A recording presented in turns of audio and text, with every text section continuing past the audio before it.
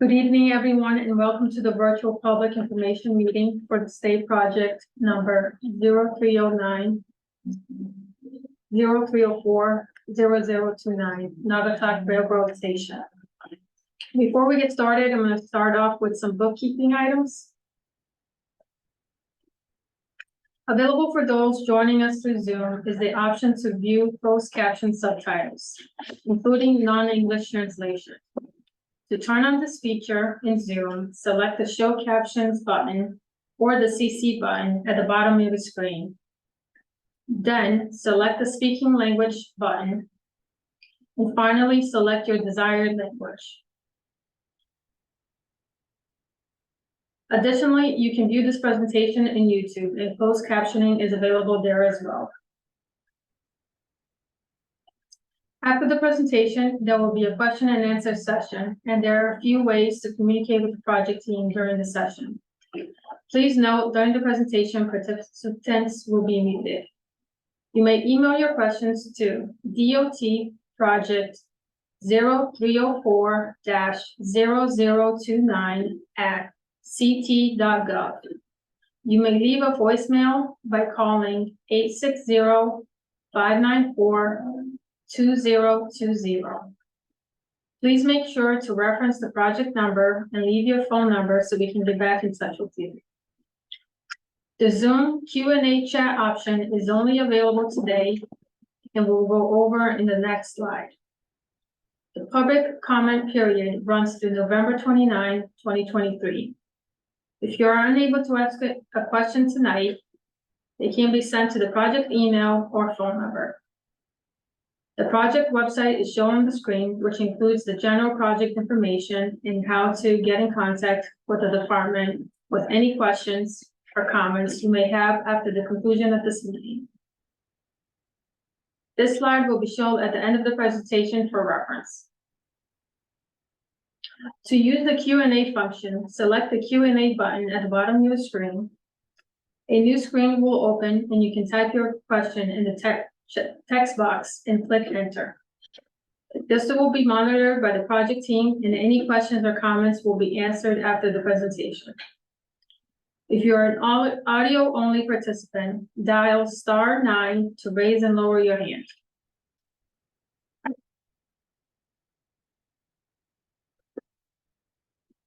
Title VI, Know Your Rights. Your civil rights under Title VI states, no person shall, on the basis of race, color, or nation of origin, be excluded from participation or subject to discrimination in development of this project. The department has established a voluntary post-meeting survey to solicit feedback on today's meetings. It is optional, but we do request you to fill it out, and you can access it with a QR code on the screen.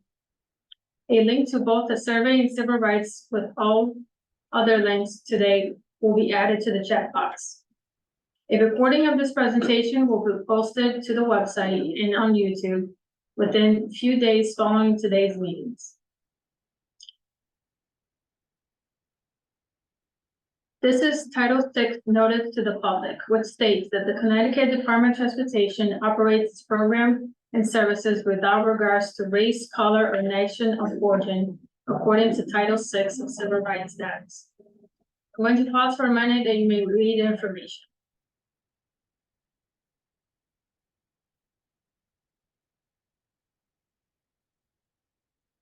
This is the same slide in Title VI notice in Spanish, and also pause for a moment that you may read.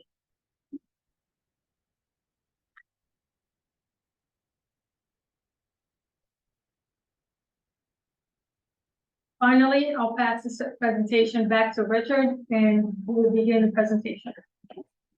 Thank you, Deb. So before we do project team introductions, I would like to thank the Borough of Naugatuck for hosting us in the meeting room today. I would also like to take this opportunity to recognize any public officials in the audience and give them an opportunity to speak. Mayor Hess is in the room. Would you like to say anything about the project before we start? I'm just going to say that I've been mayor for 8 years, and for 8 years we've been working toward this goal, and we are extremely excited about it. And anything we can do to, to help, we're here to do that. We meet bi-weekly with your teams, and we are full speed ahead and extremely excited about the project. Thank you, Mayor. Seth, Bronco is also on the call. If you would like to speak, just raise your hand and we can unmute you.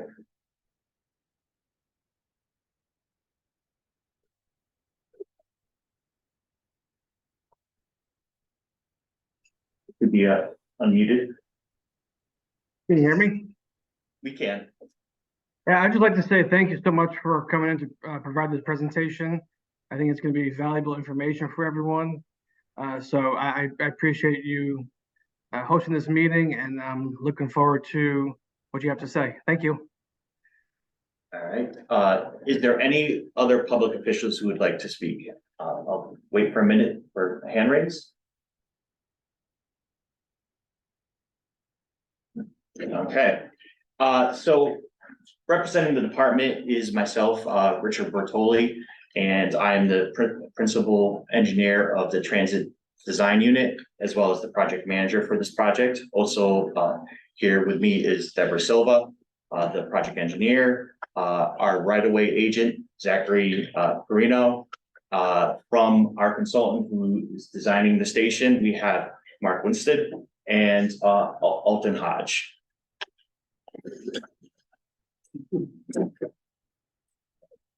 So the purpose of the project is to improve the Naugatuck station to the latest ADA standards and requirements, and to provide the latest station amenities. Improvements to the Waterbury branch line have been a state, regional, and local priority for many years. ConnDOT, in partnership with Metro North, has several ongoing capital improvements focusing on modernizing and enabling more reliable commuter rail service along the Waterbury line.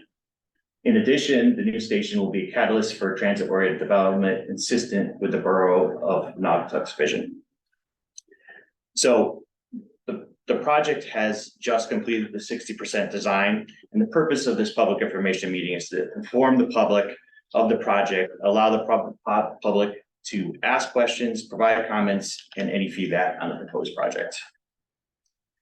So let's go over where the project's located and how it relates to the existing station.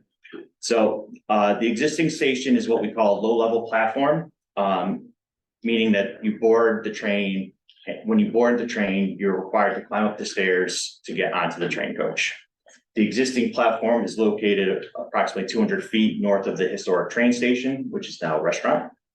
The proposed station, which is shown on the screen here with the green and blue and pink colors there, which the designer will go over in more detail, is about a quarter mile south of the existing low level platform at the former Uniroyal site that's currently now owned by the borough. The proposed station will include a 300-foot high level platform, which will allow the passengers to directly enter the train coach, just like you see on other New Haven line train stations. Now, Mark will go over what you can expect to see on the station site.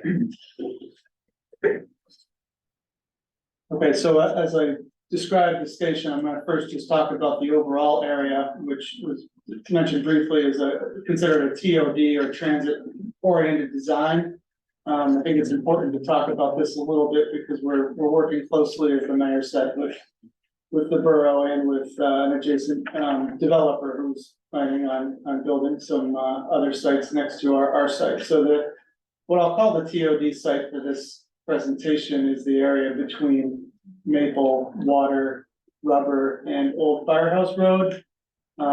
The station obviously is closest to the railroad, but then the developer will have a two-phase development with the upper right corner where you can see a building that would be their phase one, and then there'd be a phase two to the south of that dividing the streets. So we're trying to do our best, as the mayor said, we meet bi-weekly and we work with the different design teams, and we want to be part of the look and feel of this, and we're trying to incorporate several of the streetscape aspects that the borough is doing into our site, so this all is one cohesive, feel and one big project, even though it's several projects by different groups.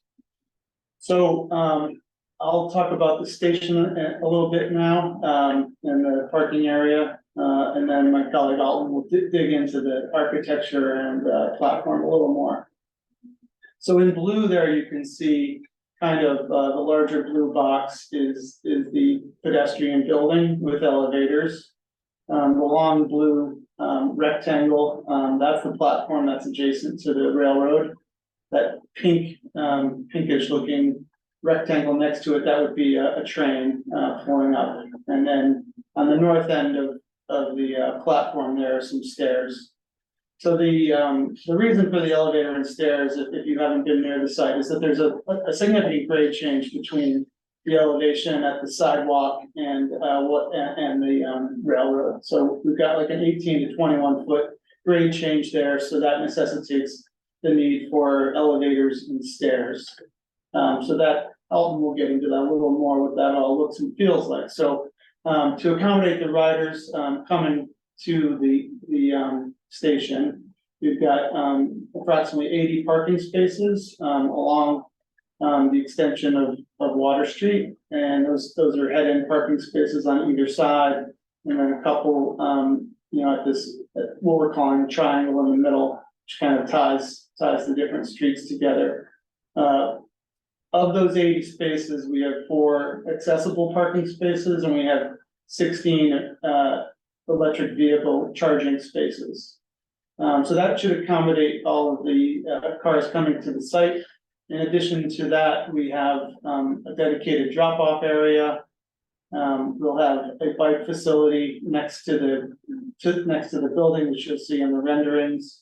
And then for overall safety and improvements in the area, we'll have several crosswalks, new site lighting, street lighting, and a landscaping plan as you can see there with all those trees. The final thing I guess I would say is that the land is being acquired from the borough by the department, and there will be minimal construction impacts, and those would only be to adjacent borough properties during construction, and there's no construction impacts to any private properties abutting the property. There really aren't any private properties abutting the project. So with that, I'll turn it over to Alton. Thanks, Mark. Really appreciate it. Very happy to be back. I remember a couple of years ago we had a presentation to the town with 15%. I think started and we did. The location of the station hasn't changed much, but the architecture has changed a little bit for the better, I would say. So in the beginning, I'd like to kind of simplify the station. We pretty much have 2 towers at each end of the platform, 2 vertical circulation at each end of the platform, connecting the horizontal piece, which is a platform. Just like Mark mentioned, he's elevated at about 20 feet or so above the sidewalk level. The platform is part of the railway system elements and doesn't give us a lot of opportunities in terms of the creativity and in terms of providing a local architecture into the context of what we're building. And with that being said, the station building, the tower, which is in forefront here, is the opportunity that we have to connect the context, the downtown, the architectural language, as well as the TOD, which is being built, proposed, and built across the street with the station. The tower is strategically placed at the terminus of the to be determined street, which is to the west of the tower, connecting all Firehouse to Water Street, and it establishes a prominent presence at the end of that road, and also it establishes a entry portal into into the station. Materials were borrowed from, like I said, from the local buildings, namely brick, arched entryway, the architectural CMU at the ground level, as you see down there. And also those materials are pretty robust in terms of maintenance, and also a long service life. And being at a ground level where the traffic is, where the most of the traffic is, it makes sense in this case. As you proceed up the tower, you have two vertical circulation to choose, stairs on one side, double elevators for redundancy, and ADA compliance on the left. And most of the ground level is occupied by the amenities for the station, namely electrical rooms, telecom, emergency transfer switches, elevator control rooms. Once you ascend up or down, ascending up to the platform. The platform is along the tracks, 12 feet wide by 350 foot long, accommodates 4 car length with additional 20 feet or so for the train engineer to aid for to spot the train. Some of the amenities at the platform level include a snow melting system, which is integrated into the fiber reinforced polymer finish that we're using on the platform. Also, benches are everywhere in the platform. The trash receptacles, windscreen is provided, and full canopy is worth mentioning, provided for the full length of the platform, which provides a added comfort, to the passengers. Also, it's worth mentioning that the windscreen will have a bird-friendly glazing as part of the design. Here is a view of the platform with windscreen at the rear. In terms of the aesthetics, this is part of the light system architecture, which features most of the stations along the branch, the Waterbury branch. And it features mostly a steel, glass, fiberglass type of finish, which is pretty utilitarian for this type of station. Some of the active security features throughout the stations are CCTV cameras, are spread around the platform, towers, and two-way communications at Aid of Refuge. Next to each of the stair, also emergency blue phones are also at each end of the platform. PA systems, as well as lighting is more than adequate. 20-foot candles plus for the platform, 50 plus for the tower. This is a section that pretty much kind of identifies most of the structural and architectural elements of the station, starting from the piers at the end next to into the ground, going up at the platform level, which is held by the two main girders going parallel to the tracks.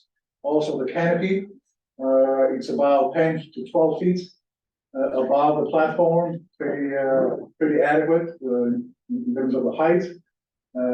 Standing seam roof above, and also the north stair depicted here, which also has a snow melt system as well as a canopy over it. I think these are the highlights of the station. With that, I'll pass it to Zach for the next slides. This time. Thank you, Alton. Yep. My name is Zachary Gravino. I'm a project coordinator with the department's Division of Rights of Way. Our office is responsible for acquiring the property rights needed for transportation projects. As mentioned in the presentation, this project will require the acquisition of property rights, mostly from the borough. I'd like to give a brief overview of our acquisition process.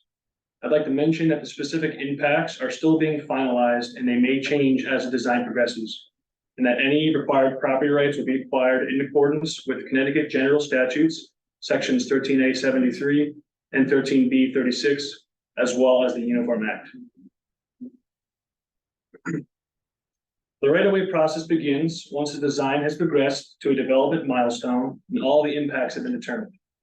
At this point, each affected property owner will receive a formal letter of intent to acquire from our office, along with a property map which depicts the exact property rights to be acquired. And on the screen here is an example of a property map that an owner would receive.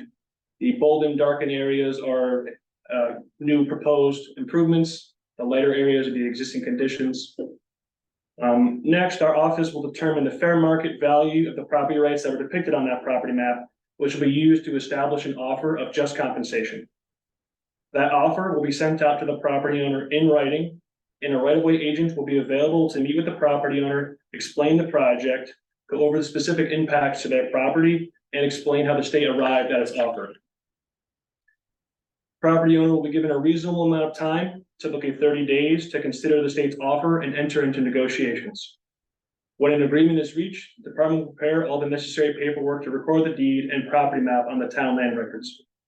However, if agreement cannot be reached, in order to keep on schedule, the department may acquire the necessary property rights through its power of eminent domain. In that event, the state files a notice of condemnation in the Superior Court, along with a monetary deposit in the amount of the state's offer. The owner would have 6 months from that date to file an appeal if they felt that the state's offer was inadequate. Whether or not the owner chooses to appeal, the money deposited in the court is available to be withdrawn by the owner. It's important to note that the state only acquires property rights that are needed for the project. If there are any questions regarding the right-of-way acquisition process, I can answer them after the presentation. With that, I'll hand it over to Rich. Thank you. Thank you, Zach.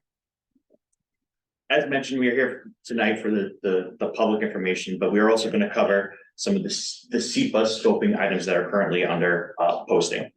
So what does that mean exactly? What is SEPA and what is meant by the term scoping? The Connecticut Environmental Policy Act, or SEPA, provides standardized process for various Connecticut state agencies to follow to identify, review any action that may have significant effect on the environment. Also allows us to evaluate alternatives to avoid or minimize any potential impacts. One of the most important components of the SEPA is the public's opportunity to review the proposed action and provide feedback. So your comments here tonight, as well as through the entire public comment period, which expires on November 29th, is critical to the overall success of SEPA. Under SEPA, we have to consider both direct and indirect impacts that the project may have on a really wide range of environmental resources. And although what you see here isn't necessarily the all-encompassing list, it should give you a good idea of the types of resources we have to consider. Everything from impacts to cultural resources, endangered species, to impacts on wetlands and parklands. And in the case of this project, which involves federal funding, we have to ensure compliance with the National Environmental Policy Act, or NEPA, as well.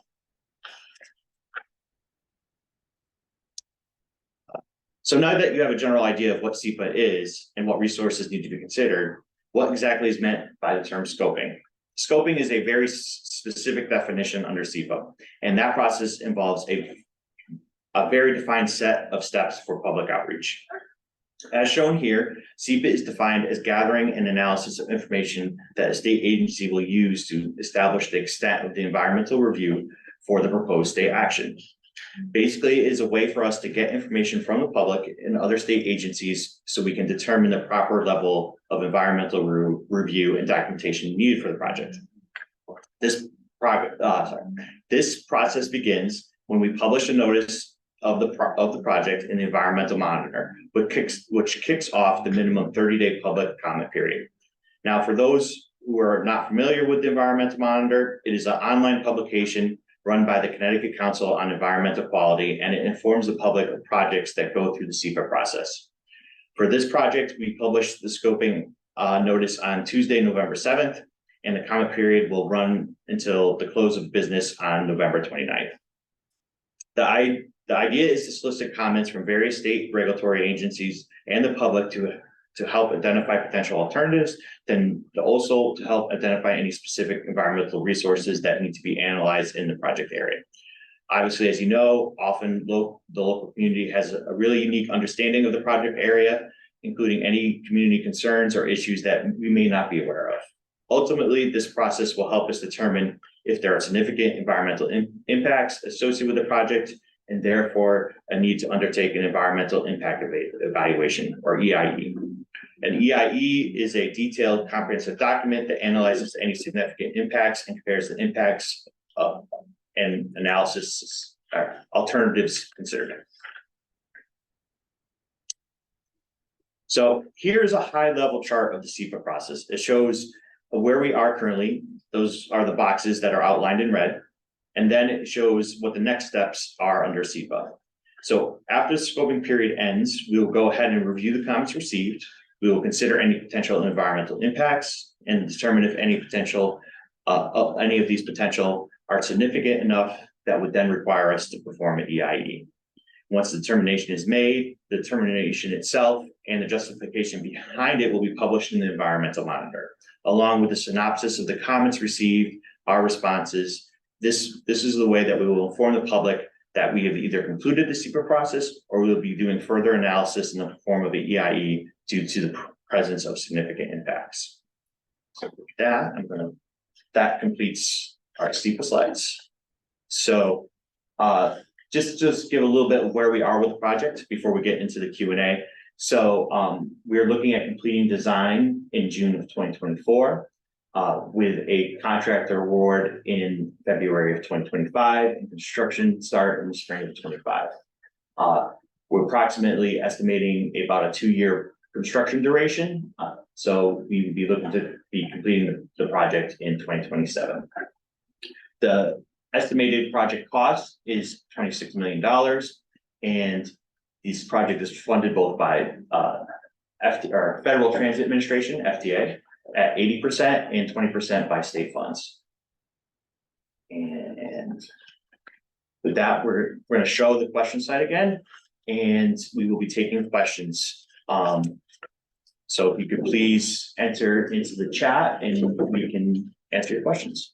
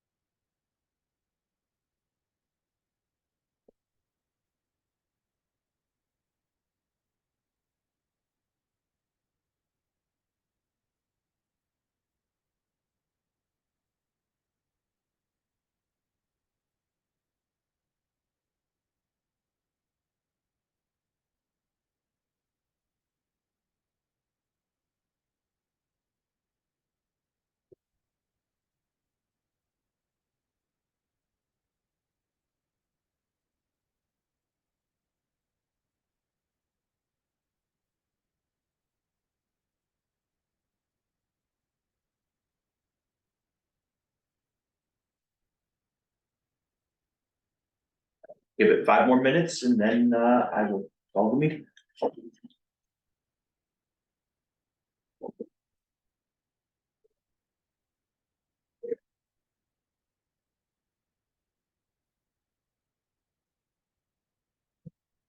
If we have one question, is there any consideration for local bus service and train station for passenger drop off?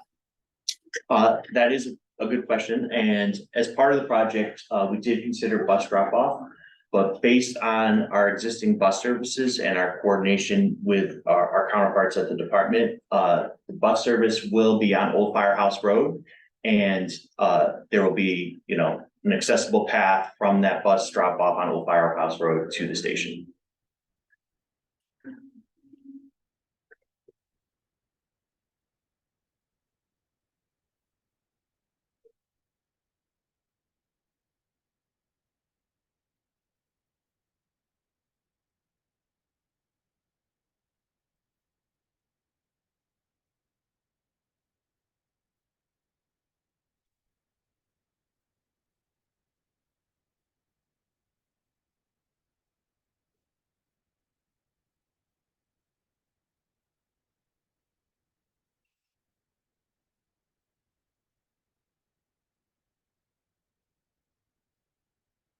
We have another question, is the cutouts on the firehouse road approved?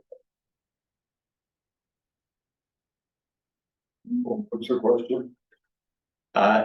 Is the cutouts on the old firehouse road approved?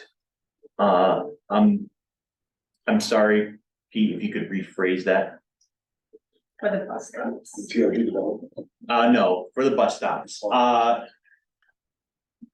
I'm not sure what they mean by approved. Yes, we've coordinated it with both the public trans and we are working with the town as part of the town projects when they are improving old fire roads to include the cutout for the bus stop. We have another question, was a ramp considered to provide ADA accessibility to the platforms in case of elevator outage? So that hence the need for the redundant elevators, yes. We are required to make sure that there is redundant access in case the elevator is out. Due to if there's a power outage, the station is out on a backup generator so that the elevators could be maintained even when there's no power to the station. If there is a mechanical issue with the elevator, the other elevator would be operable. Hence the two elevators.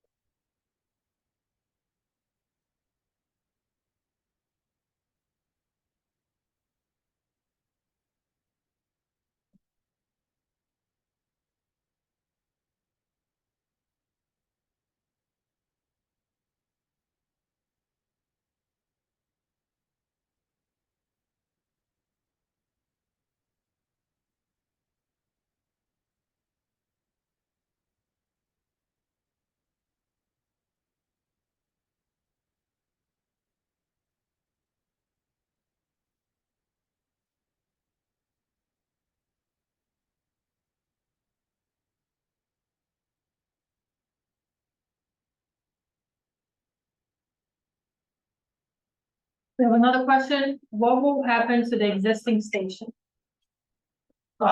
So the existing station, the restaurant itself will remain unchanged as it is.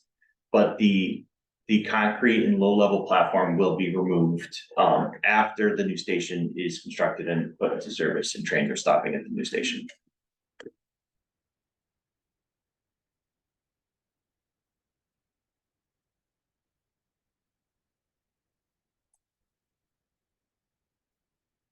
I will give it 2 more minutes. So